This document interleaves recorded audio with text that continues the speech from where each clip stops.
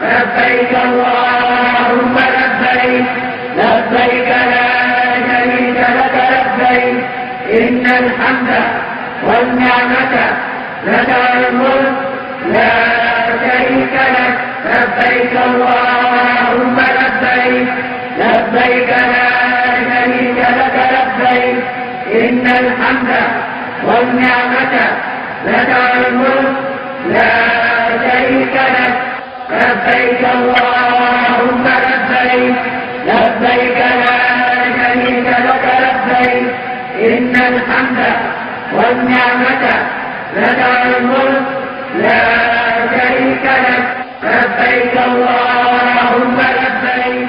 محمد نبينا بنور هدينا محمد نبينا بنور هدينا.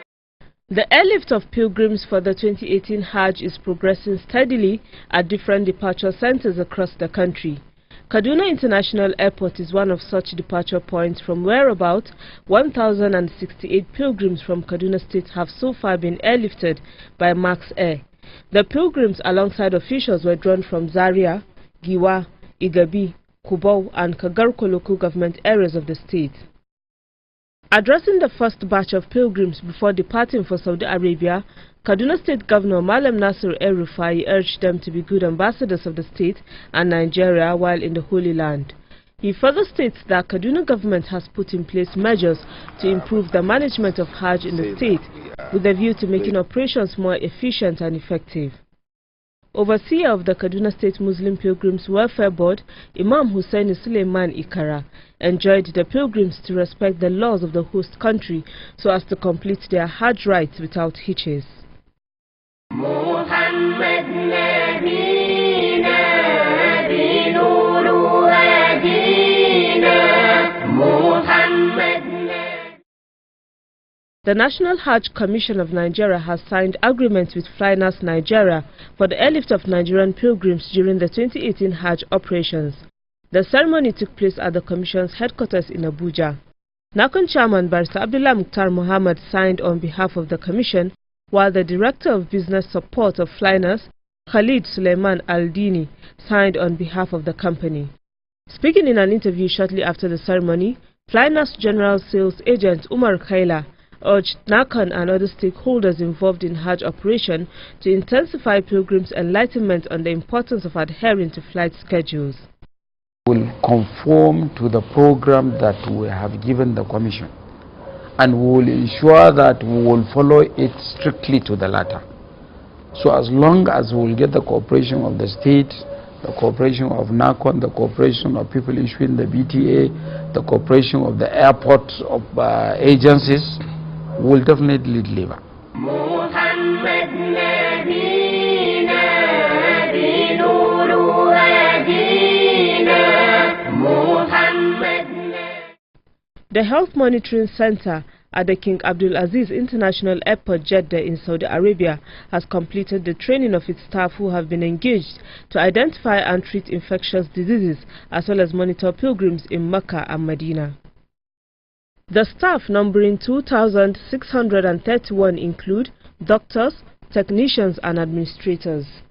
Also, in a related development, the Saudi Red Crescent Authority is stepping up its plans to offer emergency services for pilgrims at the Grand Mosque in Mecca and on all roads leading to the city as well as sacred sites during Hajj exercise.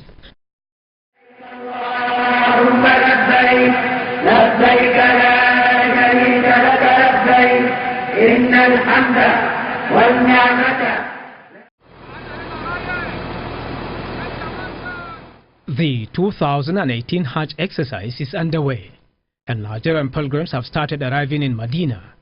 The National Hajj Commission of Nigeria, NAHCON, has made adequate arrangements for their stay in Madinatul Munawwara. These arrangements involve transporting pilgrims from the airport to their hotels or apartments, as well as setting up medical facilities and providing them with meals, among others.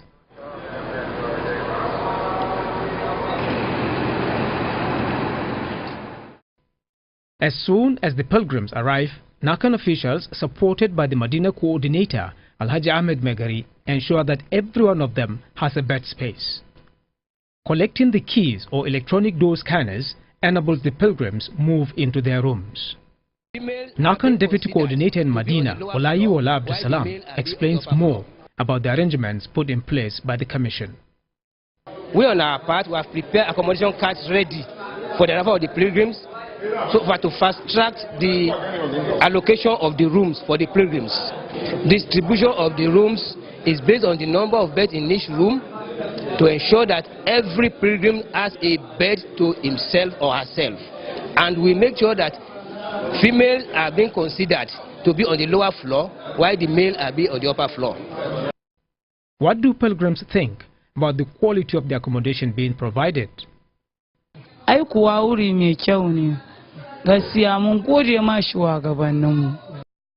Provisions have also been made to give pilgrims balanced meals through breakfast and dinner. The pilgrims also comment on this arrangement. I've been given the type of food I want. I ate, I'm eating even now, chicken. You can see it in my hand. I was given rice with water, with fruit, and what have you. Why do I need more than this? In fact, all the food given to us is very rich. They treat us well, even more than the one we expect that we are going to meet here.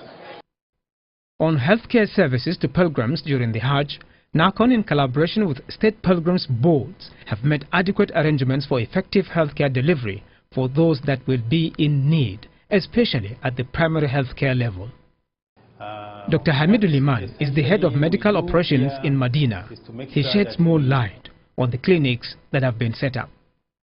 Essentially, we do here is to make sure that we offer primary healthcare services based on the agreement we have with the Kingdom of Saudi Arabia, because they are responsible for all secondary and tertiary healthcare delivery system to all pilgrims from all over the world. So we have already kick-started activities in the Medina headquarters medical clinic, and by God's grace we have the mandate to establish several outposts depending on the number of pilgrims that arrive Medina before the airport and the roads to Medina are closed. Being primary healthcare centers, the clinics will focus on treatment of such illnesses as malaria, typhoid, among others. The National Commission makes sure that there are always enough drugs to cover for tropical diseases, malaria, typhoid, common cold, whatever. But it also goes beyond this, because we also have the mandate to supply drugs for hypertension, diabetes, asthma, all these common chronic illnesses. We have the mandate and we have the drugs. And that's just to supplement the restriction by Kingdom of Saudi Arabia about bringing drugs into the country. Dr. Hamidu said the medical team is well equipped to attend to the health needs of Nigerian pilgrims while in Saudi Arabia. The adoption of the electronic medical record has made it easy for the registration and treatment of pilgrims. Usually when they come, the first thing we ask them is the passport number of the pilgrim. Everybody who has come into the Kingdom of Saudi Arabia must have come into this country with a passport. So the passport number will be imputed into the electronic medical records, and it will bring out the data of the patient because they've already been imputed. If for any reason that person's passport number doesn't come up, there's provision for us to add the person, provided the person has his passport number with him, we'll add it, and then we'll go through the process of taking the vital signs, blood pressure, temperature, and all that. Different drugs have also been supplied for the benefit of pilgrims that fell sick. Our pharmacies are fully on ground, and our medication also is, the stock is very encouraging, and we are now trying to sort out the stock in such a manner that the dispensing will be very easy, and very effective and efficient. One of the ambulances made available by NAHCON has been stationed for operations. It came in handy some few days ago when some pilgrims took ill and were taken to NAHCON main clinic for treatment.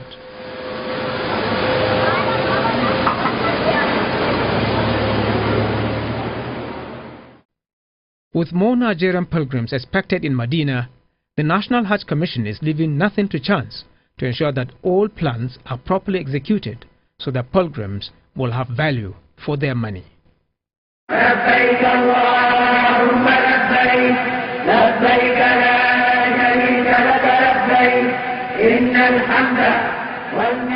In the course of their visit to Medina, pilgrims must observe the do's and don'ts stipulated in Islam. What are those things pilgrims should understand to avoid going against Islamic injunctions? On Hajj Talk tonight, Imam Muhammad Obiahu Aja provides answers to these and other questions. He begins by highlighting the importance of visiting Medina. All what is required of a Muslim or a pilgrim to do during Hajj, all the activities are in Makkah al-Mukarramah. So, but it's an opportunity, as I've said earlier, that when a Muslim comes for Hajj, it's a very great opportunity for him or her to visit Prophet Muhammad and say salam. What acts of worship are allowed and those things that are forbidden when pilgrims visit the mosque of the Prophet? Once you visit Medina, your target is to go and pray in Masjid al-Haram, in the Holy Prophet's mosque, which Prophet Muhammad told us himself that our prayers in this holy mosque, that is Masjid al-Haram and his mosque, is better 1,000 times than any prayer offered in any other mosque. After praying in his mosque, what else? To visit him, and when you go to visit him, what do you do there? You are not going there to ask him. He is not God. He is not Allah. What people go there to do is to go and pray for him. Just ask Allah for blessing. Assalamu alayka ayyuhan nabi wa rahmatullahi wa barakatuh. May peace and blessings of Allah. Just what we do in Tahiyyah, or what we do when his name is mentioned, is the same thing people, Muslims or pilgrims, are supposed to do when they go to his grave. How should pilgrims conduct themselves when going into the Rauda? Some will they want to enter Rauda. By force, they will spend, even they will try to even break the laws, try to enter Rauda. It's not about the whole area, it depends on your intention. If you go and you see the crowd, your safety is much more than, because Allah knows your intention. If you go to go to Rauda and there's no place, the place is too crowded, stay any place that is available and pray with that intention. Allah will accept your prayers. Is it mandatory for pilgrims to observe 40 prayers at the Prophet's mosque before leaving Medina? They have this intention or this notion that they must pray 40 prayers. 40 prayers. I think I have not seen any hadith or any ayah of the Holy Quran supporting this kind of notion. You understand me?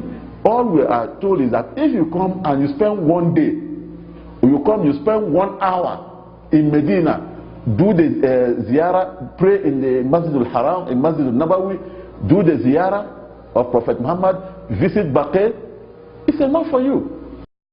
Muhammad Obiahu Aja warned pilgrims to avoid doing anything that is not allowed by Sharia. When our pilgrims come to Medina, just like we have advised them while in Nigeria, when they come here, they should not engage in anything that is not purely worship.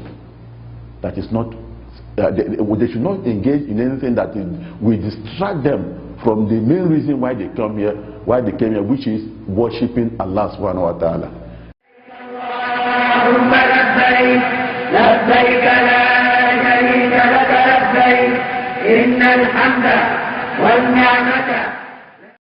Travel advice for this week will address how pilgrims should socially conduct themselves in Medina before going to Mecca for the performance of their Hajj rituals. Taking us through this is the former chairman of Hajj Monitors of Nigeria, NAHCON, Alhaji Usman Gumi. He begins by talking about how pilgrims should behave and conduct themselves. Medina is the city of the Prophet, and whoever visits Medina should assume he is visiting the Prophet during his lifetime, and he is supposed to conduct himself in an orderly manner, respect himself, protect the rights and privileges of other fellow pilgrims like him, and make sure he does exactly what took him there to do, which is the ibadah. Observe all the 5 daily prayers in the Prophet Mosque, because the Prophet ﷺ said, a prayer in my mosque is equivalent to 1,000 prayers in other mosques. So this opportunity that they have, which so many will not have this kind of opportunity in their lifetime, they should make sure they utilize every bit of it. He warns pilgrims against buying gifts in Medina before moving to Mecca for the Hajj proper. Some of the pilgrims will be tempted to start the buying spree. They should know that they have a lot of time ahead of them, and whatever they can see in Medina, they will find it in other places when they completed their Hajj. They should eat well, drink well, so that they stay healthy, because there's a big task ahead of them, which is the actual Hajj that will come in some few days. He advised pilgrims, particularly women who take interest in fixing gold tooth, to identify those licensed to do such things to avoid falling into the hands of quacks. Ladies, women who have been there, they usually say that the gold of Medina is the best, and the most affordable. So there's the temptation for them to want to go and put that gold tooth. But they should be careful. They should go in group if they want to go. They shouldn't go alone, and find someone who know exactly where it is best fixed.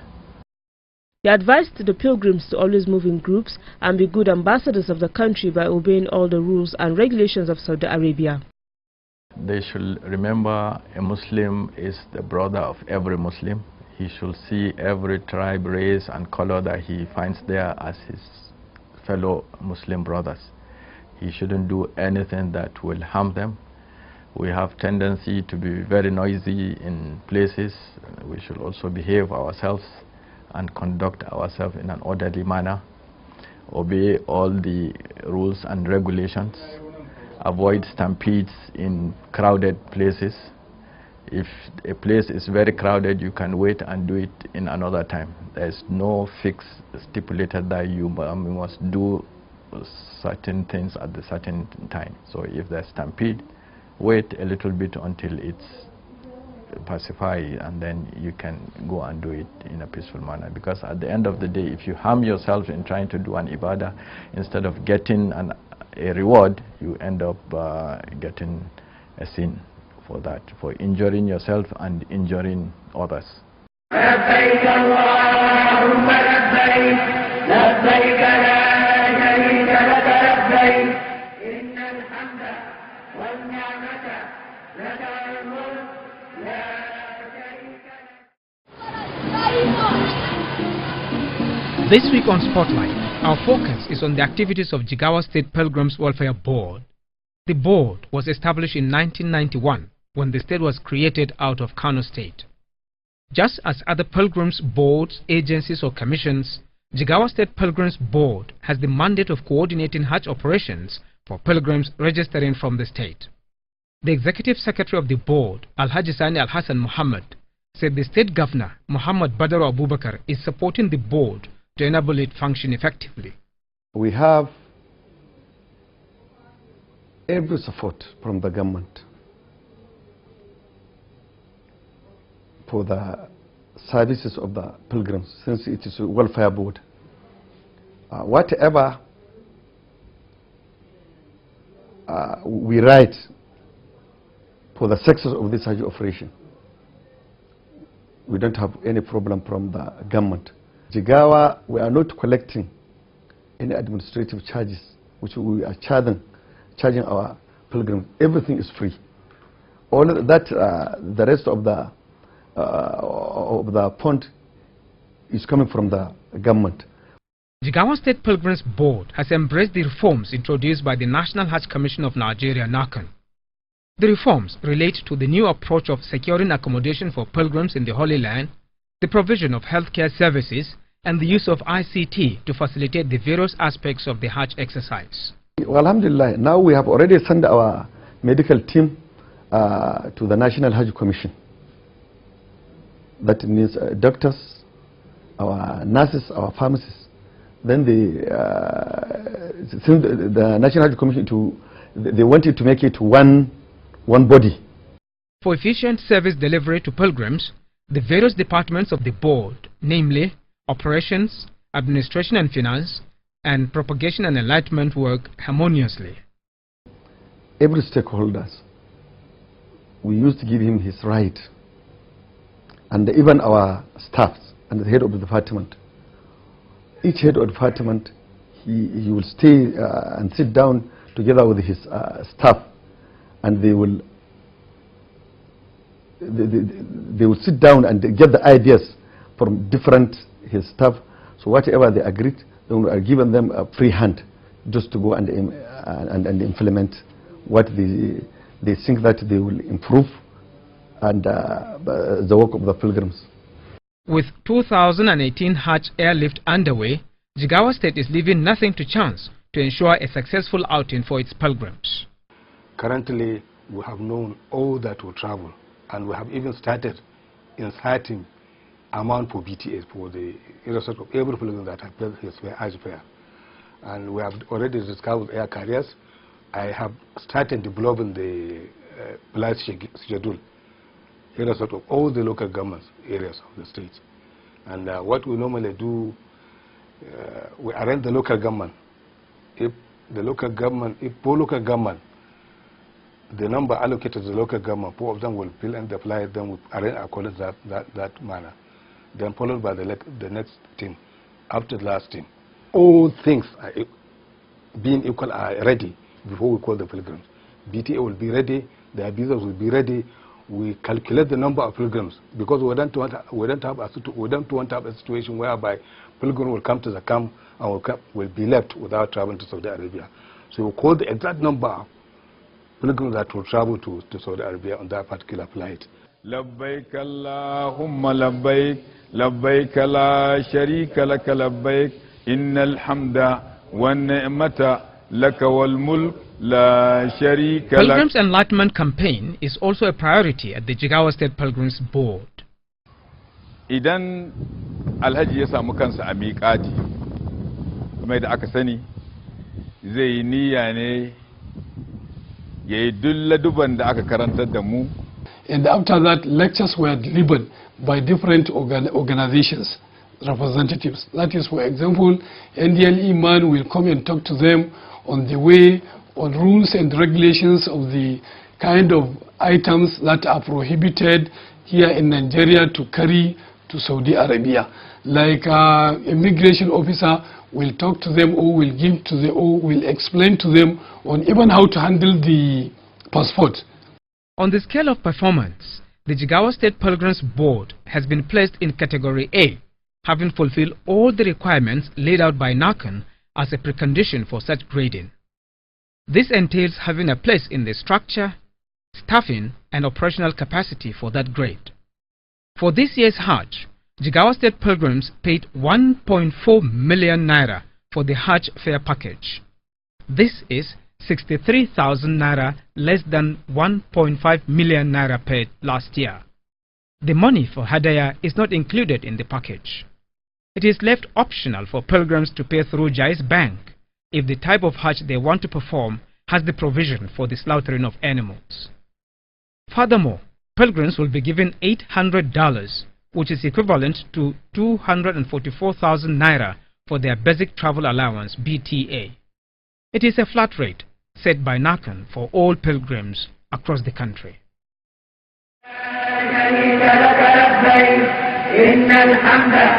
والنعمة لك والملك لا شريك لك لبيك اللهم لبيك لبيك لا شريك لك لبيك إن الحمد والنعمة لك والملك